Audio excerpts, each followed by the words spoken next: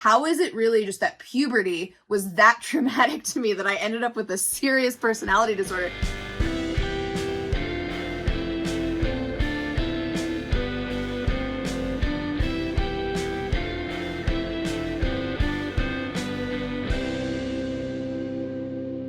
Hey everyone, welcome to the BPD Bunch. I'm your host, Xannie, and today I'm here with Georgette, Céline, Madhurima, Jack, and Hak Ja. Where in the world is everyone coming from today? I am coming from New Jersey in the United States. I'm coming from London, England. I'm coming from Kolkata in India. Atlanta, Georgia, United States. New Jersey in the United States. And I'm coming from New Mexico in the United States. Today we're going to be talking about BPD in teen years. If this or other BPD related topics interest you, please make sure to like, subscribe, and turn on your notifications so you do not miss a single episode. For our first question, what were some of the early signs or symptoms of BPD that you experienced during your teenage years? For me, I identified kind of three main themes from when I was a teenager. Self-harming, splitting on particularly my friends when I felt that they'd betrayed me in some way, and then making them apologize in a really big dramatic way to forgive them. And then the other one was fear of abandonment. And I had this cringe memory where I used to get my best friends to sign a best friend contract that I wrote, confirming they would be my best friend until age X. And I just had that thought when we were preparing for this, and it makes me so embarrassed. But I was just so desperate for people not to leave me.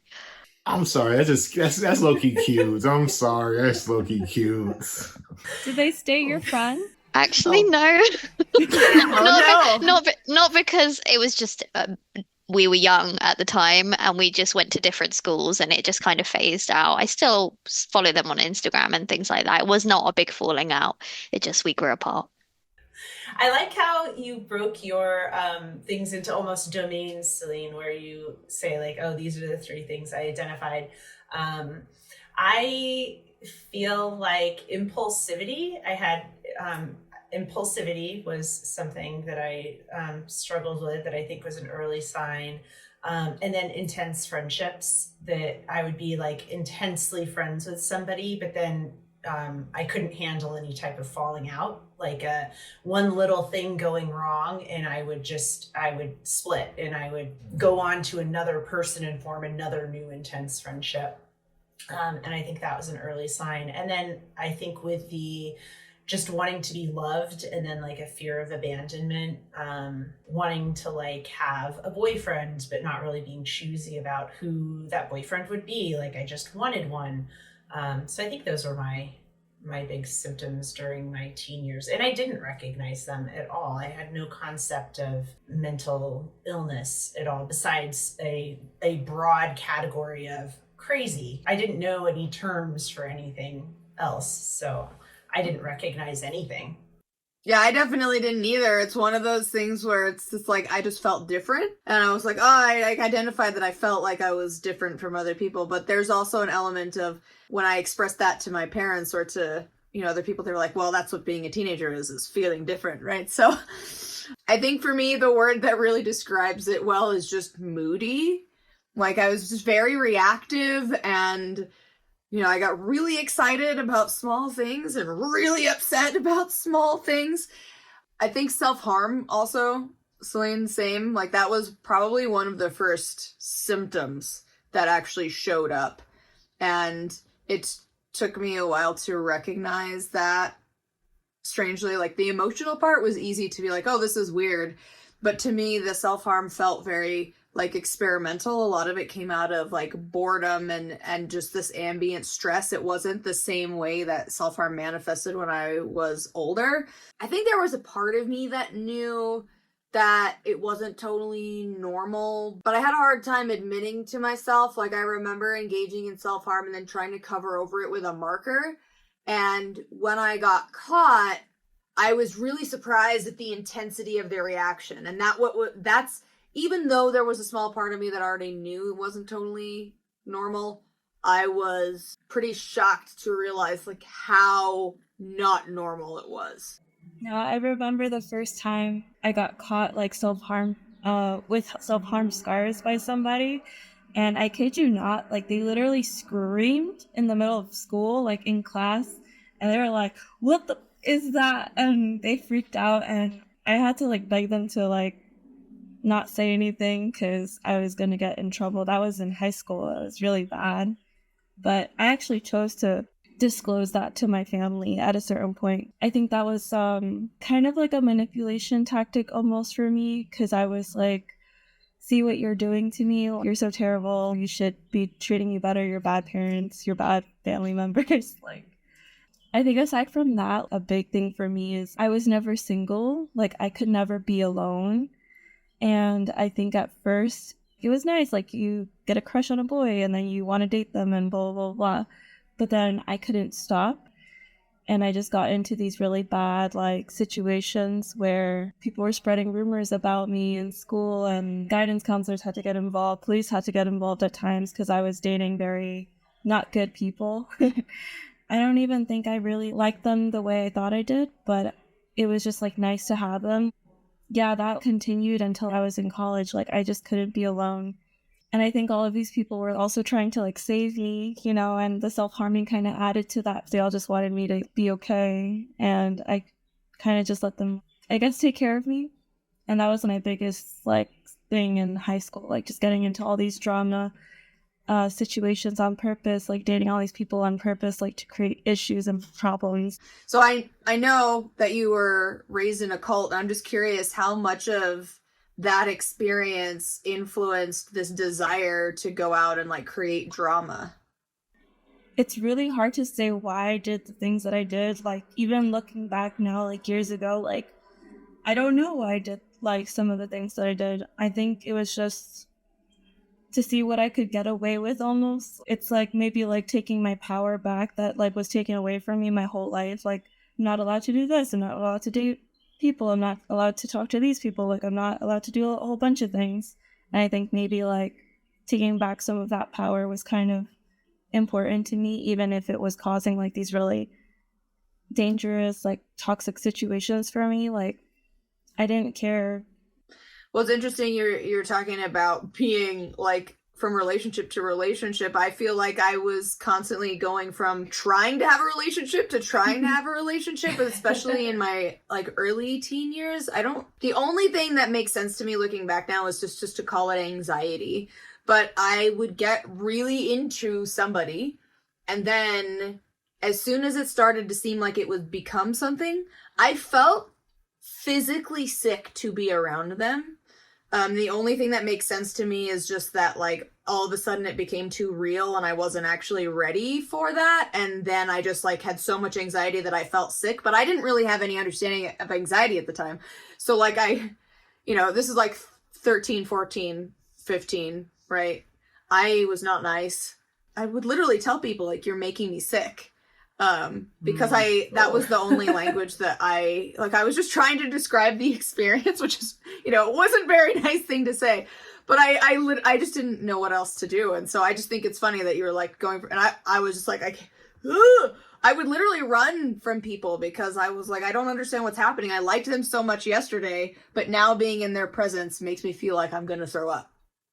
I did the same thing, except my toxic thing was I would keep like playing with their feelings and being like, oh yeah, I think I still like you, and oh, it was so bad because there were multiple people involved at the same time, and it was not a good look. So I don't blame people for spreading rumors. I was not a good person, definitely not in high school. Mm-mm. The teen years are so awkward, and like we're sharing these things, and I know the teen years are hard on everybody, but I guess the nice thing is when you get older, you could look back and it's like you guys are all making me crack up. And I know it's like, it's not like these are painful things that we're talking about, but they just are striking me as like so funny because I'm picturing us all as like these awkward teenagers that, are struggling the same way that other teenagers are struggling, but just in these like more extreme ways. So excuse me if you see me like laughing. Yeah. If I look back In my teen years, I mean, obviously back then I could not identify this character in me, but I would call it the chronic empty feeling that we get in us, because I had this intense urge to be liked, to be loved, to be told that I was worthy of love and care and understood. I just wanted people in my life who would say that, like, I like you for who you are and I would be your friend. But I would go looking for it in the wrong places. But then for me, what would happen is that I also had this terrible internal shame. I think I had this very concrete internal dialogue that told me that I'm a bad person and I'm not worthy of having like good friendships or good relationships. So even when I had somebody who would like come and reach out to me, I could not just let myself accept that, you know. I would just like constantly cut people off because I was scared of losing them, because I thought that they'd leave me eventually, so it's better if I leave first.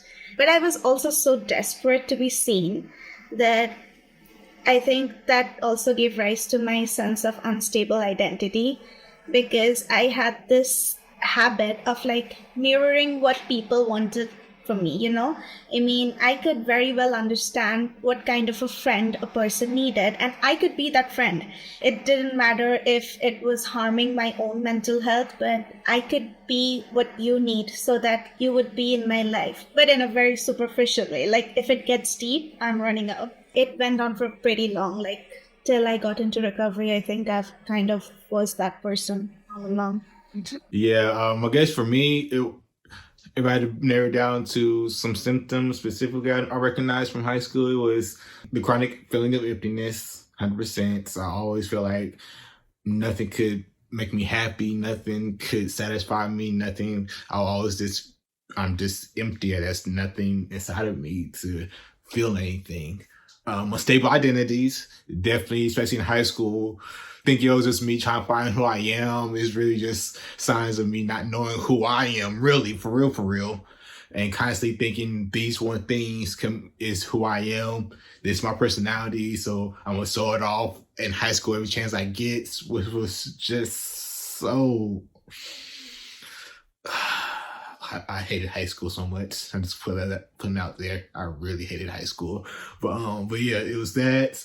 And splitting. Oh, I split on everybody. Teachers, other students, my family, splitting on everybody, and just rage in general.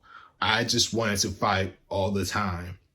Even when I wanted to cry, I was like, I don't want to cry, I just want to fight. I just want to fight. Your face looks pretty punchable right now, so I'm gonna punch it. That rage was just the number one thing. I pushed everybody away, so fear of abandonment. I pushed everybody away. I stayed so isolated because you can't leave me if I'm already by myself. That low-key started before high school, back when I was probably like third or fourth grade. I started really isolating myself from everybody, but high school was really where it was more noticeable. Can you share a story about a friendship or a family dynamic that was significantly affected by BPD during your teen years? So I remember one time I was so upset with my dad. I must have been in trouble, or he must have told me no about something. And I got so angry about it that I took a cup that I made for him. Like, I think it must have said like dad, and I'd made it in pottery class. And, I gave it to him and I didn't really think that he cared. And so he must have told me no about something. And I took the cup and I took it to our back garden and I smashed it on the back path. And I gathered up all the pieces and I put it at his place on the table so he would see it. And he was so pissed when he saw it. But in very typical fashion for my dad, he was pissed because I broke something that was his. It wasn't because it was something that I made for him. And it wasn't like oh wow, my kid is like really upset. Maybe I should explore that.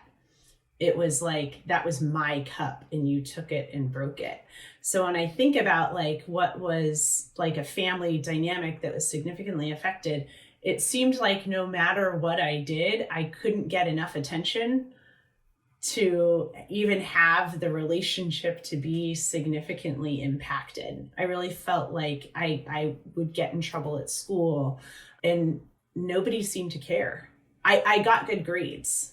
So the only time I received any sort of like parental anything, well, why'd you get a D? Why'd you get a B? I got a D in like one thing, or why'd you get a B and not an A? So I was desperate for some sort of family dynamic to be affected, but it wouldn't have mattered what I did.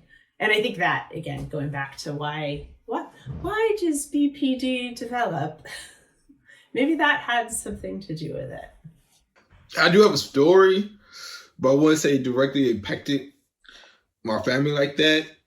Actually, it did very much. It did. I got arrested in high school for bringing a knife to school because I was getting bullied, and like I said, I always wanted to fight. And after a while, I just got tired of trying to fight these dudes and keep them away from me. And I brought a knife to school to protect myself because, again, I was constantly biting these dudes that constantly jumping me and all that good jazz. So I got arrested. Yeah, went to court. The court ordered me to go see a therapist, and talk to the therapist. And the therapist suggested I go to an institution in high school. My dad was like, no, but my stepmom was like, he should. I've been telling y'all, everybody around Jack who's known him for a while has been saying that he struggled with something. The best way to put it, the way she described it, he was struggling with something, and it put friction on my dad, my stepmom's marriage, but also caused my mom, my birth mother, to get angry at my stepmom too for suggesting it, because my parents, they obviously seen it, but they didn't want it to affect me, I guess, the way they thought it would affect me. So yeah, that impacted my family, but also my relationship with my parents, because they seen it my entire life but refused to do anything about it. So kind of a little bit of anger there toward that, but I understand why they did it though. I understand the mind frame of it, especially back then when mental health knowledge wasn't easily available for people in our situations. The one relationship that I think was the most impacted was the relationship with my mom. My mom is not a combative, confrontational person in the sense that, like, she's very diplomatic and able to have very calm conversations with people when there is conflict. Like, she's not gonna be really aggressive. And the fact that she didn't have big reactions really bothered me. And so I consistently acted out towards her to try to force her to react to me.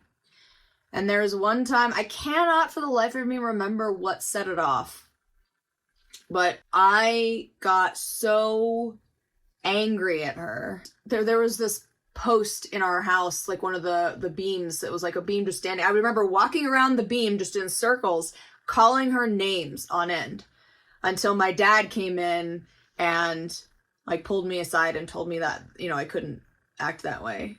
I was verbally abusive to my mother pretty severely throughout a lot of my teenage years. Yeah, that was probably the relationship that was the most affected, was the relationship with my mom. Mine was also with my mom, but in a slightly different way, in that I was raised by my dad and my mom moved out, and a mix of my feeling of betrayal, but also very much compounded by my dad's narrative that he was spinning, was that I pretty much split on her. So we'd go like weeks without talking. And, my dad loved the sort of narrative that he was my mum and my dad, and all the school mums would be like, oh, you're such a good dad, like you're so present. And my mum was so absent. But that was engineered in a way. I mean, each person has a part to play when you're a parent, but I just lost my relationship with my mom. And as I got it more into my teenage years, I became very resentful and angry with her. So she kind of deemed me this like difficult teenager, but I was not like that at all with my dad because I would also get, the silent treatment or locked away or something or hit. If I spoke like that or acted like that with my dad, I was very much the good girl. But with my mom, I was like, you don't deserve to have your say in my life because, just because you're my mom, my biological mother, you're not here for me. And therefore, I'm not going to listen to anything you say. I'd literally like do the opposite. She'd be like, put on a coat, and I'd be like, no, I'm fine. And it was like freezing. And that continued until I moved out of my dad's house when I was 24, and my mum took me in, and we've completely repaired our relationship, and we've looked over those years, and very much, I think it was partly what I was being told, but also partly like my resentment of her leaving me. Although at the time I was very much like, I don't really care. I'm not that close to my mom. And even when I started therapy, I was like, my mom leaving has nothing to do with the way I am. But like, clearly it's had an impact on me, even if it was subconscious at the time. Since I was a kid, I did not get to choose my friends. I was basically friends with whoever's mom my mom was friends with. So I became friends with their kids. And so like half of them were like, very athletic and very sporty and like very extroverted kids. And I was not. I was very, very bad at sports, and I was kind of picked on for being like emotional, and I just felt very isolated by them, and it built a lot of resentment in me. So there was a time when I was like really small, and I snapped, and I said a lot of nasty things to this like one friend of mine. It kind of blew up because I obviously did not know the amount of damage that I was doing because I was only 10. But like what I said was like very harsh, and it hit her in a very bad way. So she told her parents, and then her parents complained it to my parents, and my parents kind of exploded on me. One of my parents told me girls like me deserve to be ignored, and I'll never be able to keep people in my life because I'm too bad for that. I mean, they had no idea of what I was going through because we did not talk about like experiences or feelings in our family back then. They just assumed that your kid is doing great as long as they're academically okay. So they had no idea how I was feeling. And I also never said it out loud because I didn't know that was a thing that you could do, that is share how you're feeling. I remember something that my father said was like, relationships are like glass, and once you put a crack in it, you cannot mend it again. So every other relationship or friendship I've had since then, I had this voice of my father in my head saying this over and over again. So even if I had tried to mend relationships which has gone wrong, even if I tried to reconnect with old friends, I couldn't because I thought this is over for good. That caused me to lose a lot of my friends in school, like even in my teen years. Even when I would try and make new friends, I just knew it in my heart that I wouldn't make it last because eventually I'd make a mistake. And if I made a mistake, it meant that I would lose that person eventually. I feel like all my relationships were always in turmoil. Anyone who was my friend definitely got the worst of me. I didn't really choose my friends either. Either like I was adopted into these extroverted groups, or the people in my environment were given to me by my cult, who I could hang out with outside of school.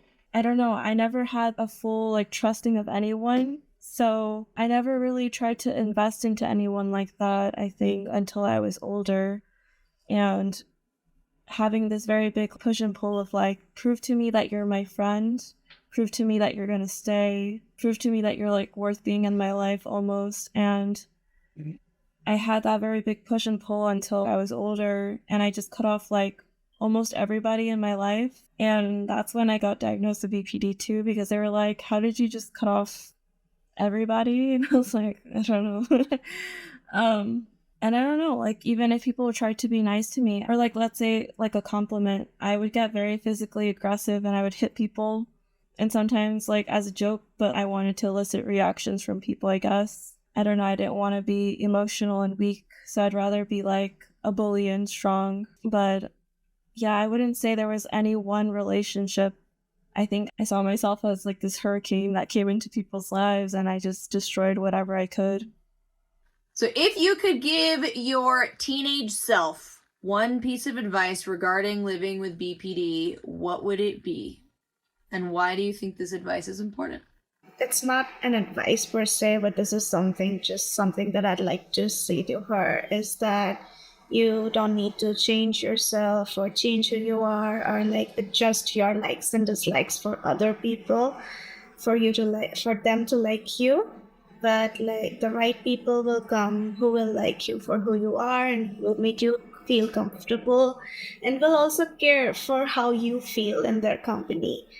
And it's okay to ask for help. Like just it's not a bad thing to reach out. I wouldn't give my teenage self any advice. I would just give him a hug. That would help him so much. Forget advice. Forget, oh, you learn this, and this will help you out. No, I will give him a hug because that's what he needs. I'm gonna let him hug me and cry until there's nothing left. That's what I'm gonna give my teenage. I will give my teenage self. Oh, that's so nice. Mine was stop keeping secrets for your dad. Ask for help, and if you don't get what you need, keep asking.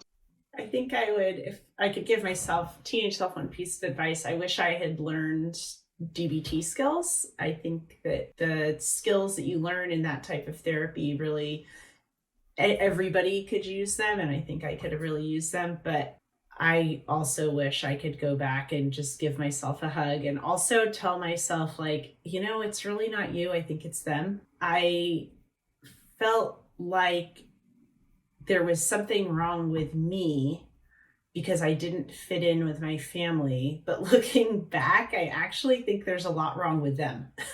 And it would have been so nice to validate myself and be like, no, you know what? You are actually more normal than the rest of these people. They have a lot of problems that they've never dealt with that are affecting you because it's coming out in the way that you are being treated. So I would want to give myself reassurance. That's also why it's so hard to reach out and get help, because sometimes it's like, it's not us. It's really just, we're like a product of all these like bad experiences and bad people. I've had to like just tell myself over the years, like, you did the best with what you knew and like with what you could do. I don't think a lot of things could have been different, but like reassurance is big, and just knowing like you weren't the problem. There's nothing innately wrong with you. You don't deserve all these bad things, Maybe I should have cut off those friends sooner. Maybe I should have tried to talk to more people and like challenge my internal negative dialogue a little bit better. I think it would have given me like some clarity on what's really true and what's not. It's funny because I definitely feel like it's me. Hi, I'm the problem. I still feel like that. I just think for me that really was true, and it's hard to think of any. I actually don't think there's anything that I could say to my teenage self that she would have listened to, because the me then was determined to find ways to beat reality. And I wish, it's not really advice, but I wish that I had listened when people told me reality always wins. And what I mean by that is, like, I always tried to avoid the facts of the world. Like, for a big example, time marches on. You cannot be a child forever. Even if you act like a child when you're 20, you are not a child anymore, right? Like, no matter what you do, you cannot avoid the fact that life is finite. Things are transient. You cannot hold on to everything forever, no matter how hard you try. And those are the kinds of things that I fought kicking and screaming all throughout my adolescence, throughout most of my 20s. And I honestly, like I said, I don't think there's anything I could have said that would have made teenage me believe it. I think I was stubborn and bullheaded enough that I just had to figure it out the hard way. But if there were a way for me to go back and get myself to understand it, that is what I would hope that she could grasp.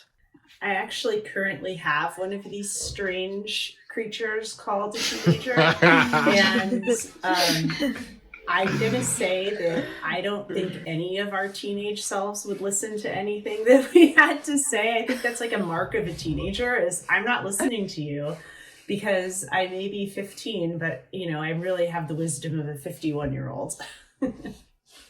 Teens are notorious for like, no, I know way better than you. Person with life experience and fully formed frontal lobes. 100%. I will say, though, that, you know, I think it still was helpful that people said that stuff to me, because when it clicked, it was like, oh, this is what they meant, right? Like, all of the things that people had said, it sort of like finally fell into place. And I don't know if that would have happened if they had never said it in the first place, right? But it's just, I think that's the challenge of that time of life, is that some of those things, like, it sounds so cliche to say, but you just really don't understand it until you're older. You have this other experience to put all that together. So, yeah. First of all, ha, Georgie. And second of all, which is why I said I'll give myself a hug, because I would have listened to nothing I was saying. I'll call myself old, all kinds. I would roast myself. 100% just straight up roasted myself. So, and like Xannie said, one of the marks is you're hard-headed, you don't listen to the adults around you. So yeah, just sometimes, even if it was possible to go back in time and tell ourselves something, we wouldn't have listened anyway. It's so bad as to give the axe, the hugs, the handshake, I'm going to make a McDonald's real quick, 'cause I know you're hungry. Those would help more than anything else. Yeah. Thank you everyone so much for watching. We hope you got a nugget of wisdom to take with you on your journey. Friday we will be back, and next Wednesday we'll be back with a brand new episode topic. If you cannot wait until then, our top 2 tiers on Patreon get early access to exclusive extended cuts of our Wednesday episodes. So if you are interested, our top 2 tiers, the BPD Buddies and BPD Besties, have access to that. It's already up right now. You can get a link to our Patreon in the description down below. And we will see you next time. Peace.